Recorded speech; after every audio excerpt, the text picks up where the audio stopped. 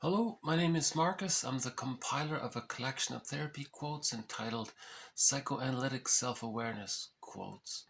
This is TQ 349 to 351. Therapy quote number 349. Loss of a love object does not necessarily lead to mourning.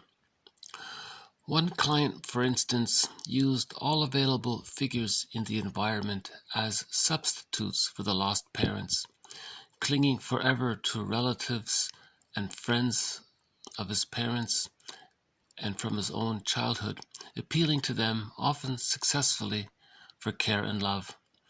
But he was unable to establish lasting new relationships and lasting affective sublimations. His capacity for productive work was severely limited.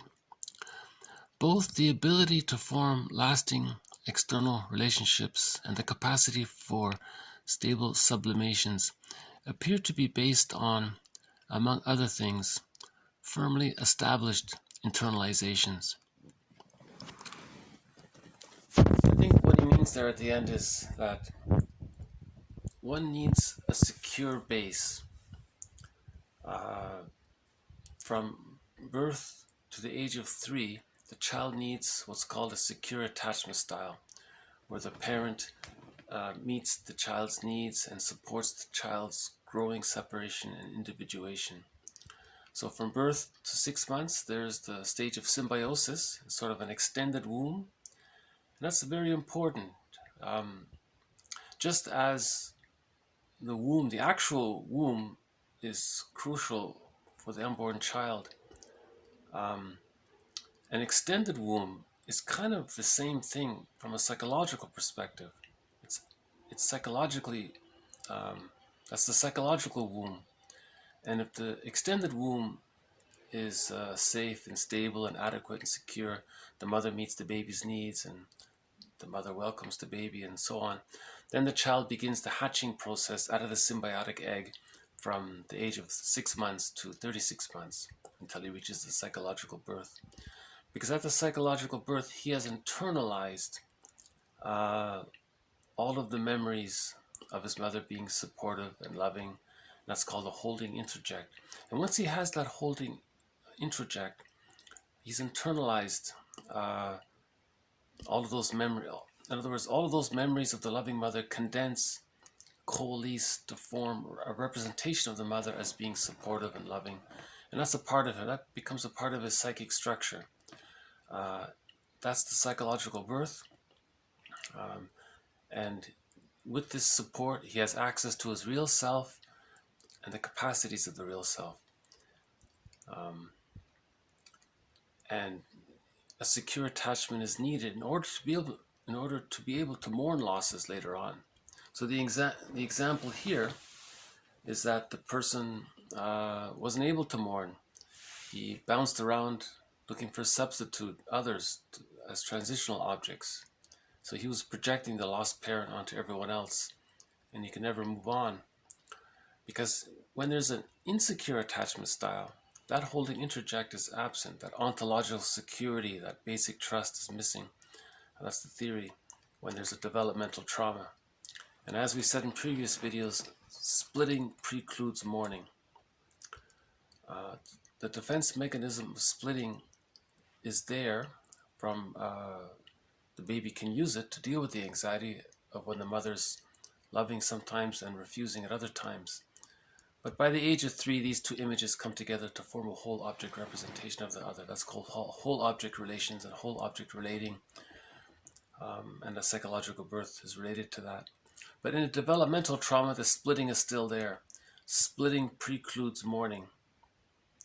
You see. So the example here, the person was using others as substitute parents constantly. And everyone's kind and they're there for him. Maybe they sensed that he couldn't mourn, so they comforted him. But he was stuck there because the splitting precludes mourning. The splitting means there's a deep ambivalence towards the mother. And that deep ambivalence comprises of the positive memories of the mother that the child has to bond with the mother, But there were also times when the mother wasn't available. And those times and the feelings related to it, if they sort of outweigh the positive memories, that creates a deep ambivalence. And remember what Fairbairn said, the more unavailable the mother is, the more the baby needs the mother, the more the baby attaches to the mother, the more the psychic umbilical cord is attached to the rejecting aspect of the mother. Although the positive side allowed some attachment to take place, it's an insecure attachment because of the psychic umbilical cord being so strong to the rejecting image of the mother, and he can't let go of that. So he's caught with that deep ambivalence. See, in the process of working through and mourning, those memories come up so the splits can come together. So a little bit more on splitting, TQ 50 and TQ 351. Whereas some children can tolerate ambivalence and accept the co-mingling of good and bad within themselves and others, children who split fight to maintain an idealized stance that can be protected from the bad. In order for splitting to be effective, it necessarily distorts reality. So what she means is that because of the splitting, to maintain the split, the rejecting image of the mother, the reality of the mother being rejecting and unavailable and hurtful, that's split off, disassociated, and denied. So he's distorting reality. You see, he's denying that the mother was imperfect or hurtful, and then he may project it onto others, or he's just very loyal to that image. And so, okay, 351. Splitting is a continuation of the infantile process of seeing the mother as two different people. It is an active process requiring energy, vigilance, and alertness. In effect, defensive splitting acts like a complex psychological computer system that works continuously to keep the child from remembering the full extent of the abuse that he has experienced. Okay. So, splitting works to keep the child from remembering the full extent of the abuse that he has experienced. You see?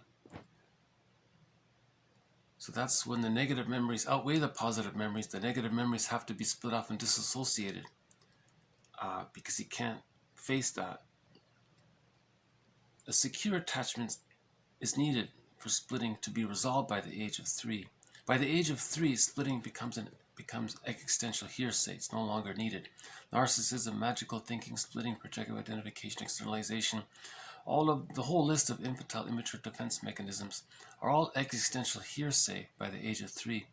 But when there's a developmental trauma caused by an insecure attachment style, often because the mother was using the baby to meet her needs and the baby's needs wasn't getting met, that's called the Jocasta mothering style. That's a developmental trauma for the child. And when there's a trauma like this, the person can't mourn. Splitting precludes mourning. Because in order to mourn, you need to bring up those hurtful memories. But if they're too hurtful, they remain split off, denied, rejected. The person may vaguely get in touch with them through his projections.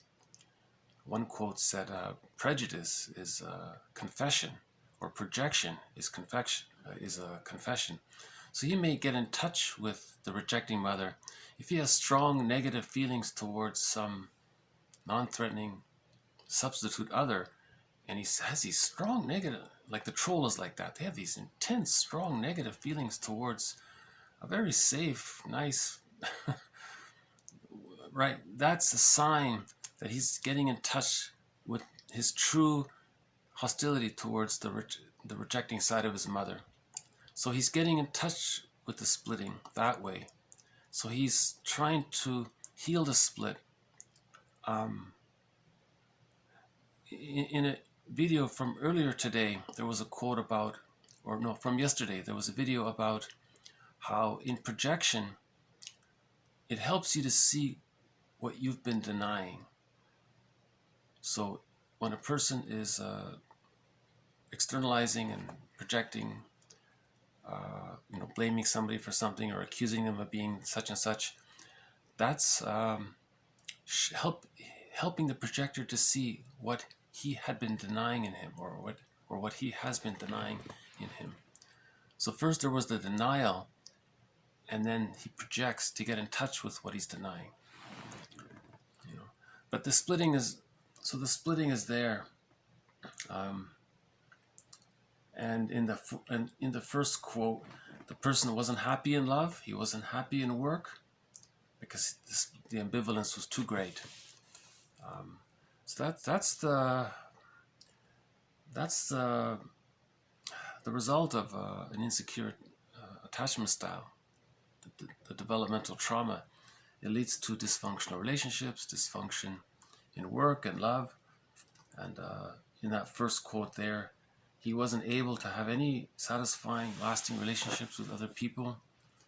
He wasn't able to even engage in sublimation. He couldn't even sublimate his energies into something useful at work. He even couldn't sublimate his frustration into something.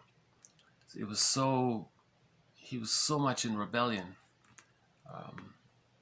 He harbored so much unconscious hostility, which is understandable. If the baby's been abused, it's understandable that he would have that. So again, the working through therapy process is all about this. It's all about creating a safe place for the person to talk about his experiences, so that all that undigested hurt can come up to be digested. And that's the working through mourning process, and that leads to the whole object relations and the psychological birth. Right? And the psychological birth can happen at any age. It's supposed to happen at 3, by 3. No, at 3, or just before 3. But if there's a developmental trauma there, then the person's stuck in the repetition compulsion of the trauma, being a difficult child, or being a codependent child, or living in a dysfunctional way, or unlived life. He's afraid, or he has issues and all that. Then at some point he's going to want to talk about it. He'll find someone to talk to, and then and in the process of talking about it, he'll mourn. He'll get in touch with the full extent. He'll get in touch with the full extent of what he experienced, and that helps to integrate the splits and achieve the psychological birth. So a person can achieve a psychological birth at midlife. Right? A lot of midlife audits, midlife examination periods, midlife. There may or may not be a midlife crisis associated with it. A person may voluntarily do a midlife audit, feeling that he's living an unlived life, that something's missing. Or there may be a midlife crisis, and that prompts him to do a midlife audit. Some people have a midlife crisis and then don't see it as a sign from Poseidon to do a midlife audit. Remember in a previous video, Poseidon said to Odysseus, "Now you need to do your midlife audit," right? And Odysseus didn't understand. "Oh, who are you? What is this? I'm your unconscious. I'm a personification of your unconscious in this mythological tale, and I'm letting you, the character Odysseus, and the person reading the novel or watching the movie, I'm giving the idea. I'm just just acknowledging the idea that there is an unconscious that exists, and if the feeling self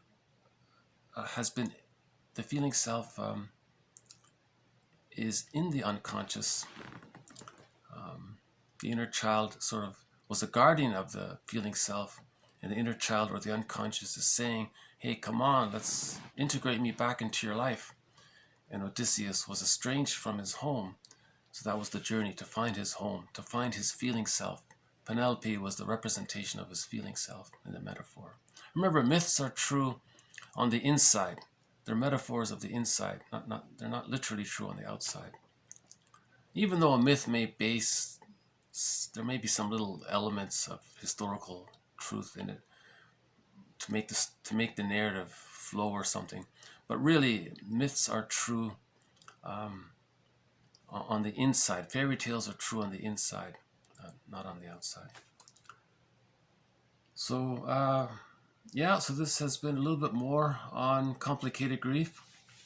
349 is an example of complicated grief. He was bouncing around. He couldn't mourn.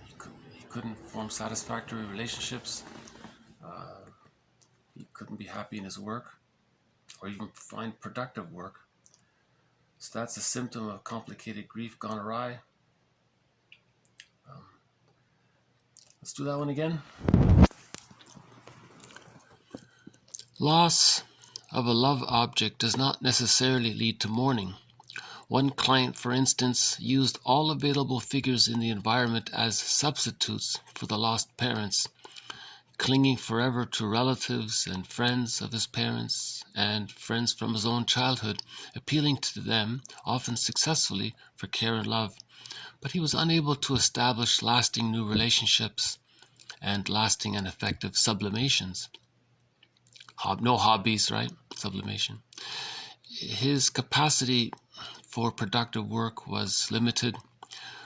Both the ability to form lasting new external relationships and the capacity for stable sublimations appear to be based on, among other things, firmly established internalizations. So this sublimation just means channeling your energies into something useful. So it could have been a hobby. If he couldn't mourn, he may adopt some hobby that he could channel his feelings into some hobby, something that's useful. Maybe he builds houses for people or something, Habitat for Humanity or something. He's just doing something useful. He's getting out doing something. So that's a sublimation. It may be partly to, or mainly to, or to some degree, he's doing it because he can't mourn. So it's a defense against mourning. But it may help him to mourn, because when you're helping others, reparation of, it leads to forgiveness of the other, and when there's forgiveness of the other or compassion for the other, it leads to compassion for the self. So sublimations can lead to the working through process. It can be like a stepping stone toward it. And we had the two quotes on splitting here. Whereas some children can tolerate ambivalence and accept the co-mingling of good and bad within themselves, and others, children who split fight to maintain an idealized stance that can be protected from the bad. In order for splitting to be effective, it necessarily distorts reality. So again, that distortion of reality, he might project his wounded inner child onto others. He may identify with the aggressor and then treat others how he was treated to communicate how he was treated. So he's denying reality by preserving the split inside. He's denying the reality of who that other person is. That non-threatening substitute is an ordinary person, had nothing to do with his childhood trauma. But he's doing to them to communicate what was done to him. So he's distorting reality. Someone called that a secondary delusion. So that's just one example of how he's distorting reality.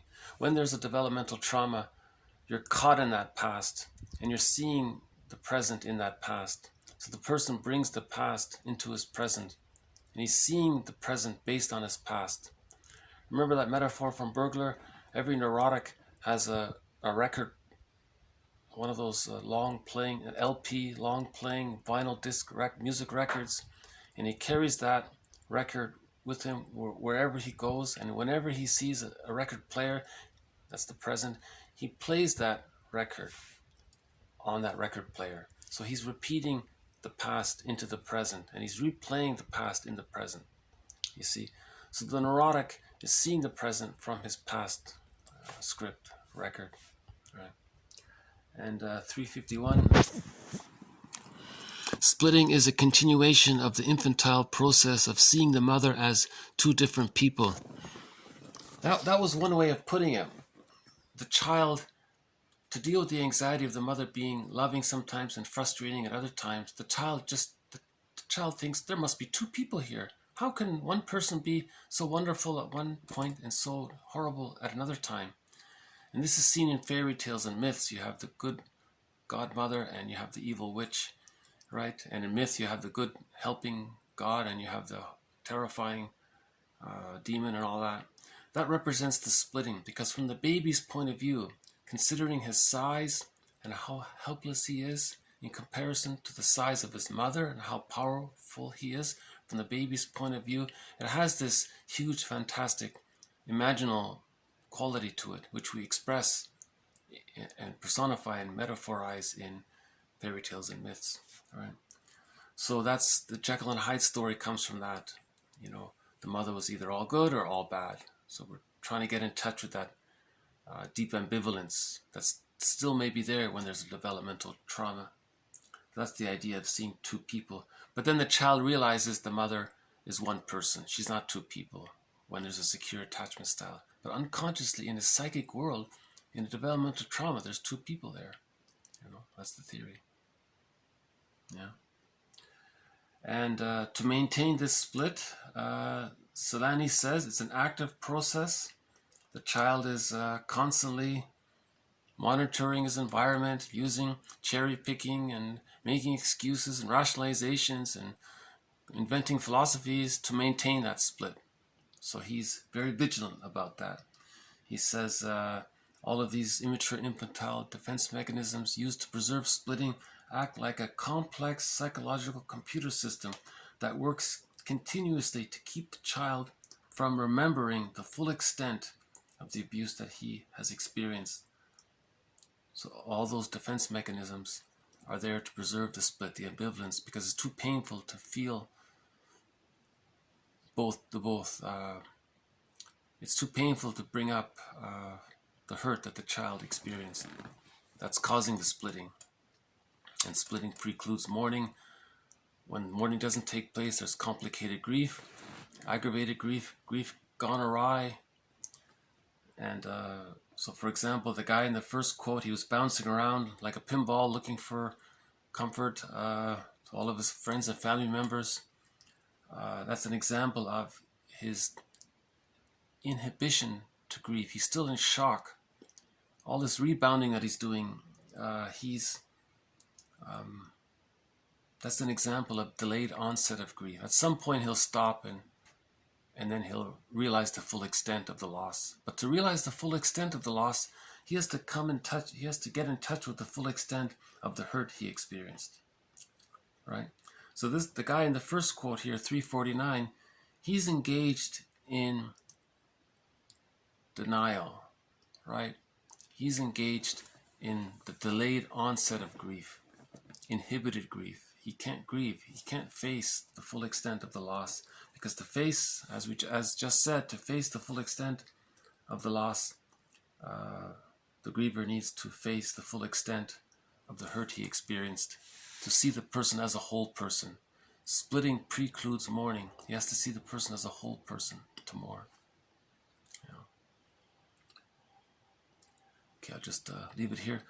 So this has been TQ 349, 350, and 351. A little bit more on the defense mechanism of splitting and how that's related to complicated grief. And this builds on all of the previous quotes on this topic. And more will follow. So, okay, thank you very much. This has been TQ 349 to 351. Bye for now.